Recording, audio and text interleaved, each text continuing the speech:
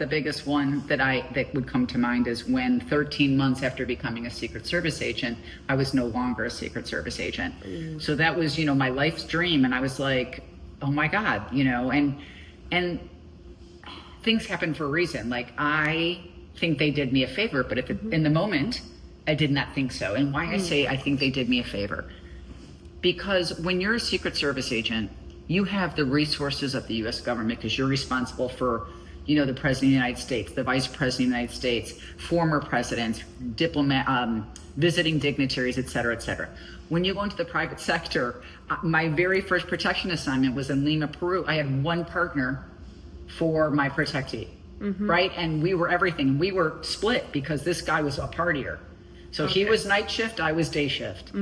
And so you supposedly had help from some of the Peruvian police, but that was tenuous, and that's a longer story as to how we knew it wasn't something we could necessarily depend on. But my point is, in the private sector, it was such a challenge and challenged me as a human that made me so much more resourceful, so much more, and internationally, like, it's not just in my own country and speaking English, it's testing my Spanish and talking to locals to get help and being able to trust them. And just made me who I am, and then doing other things like private investigations, very different from carrying a badge.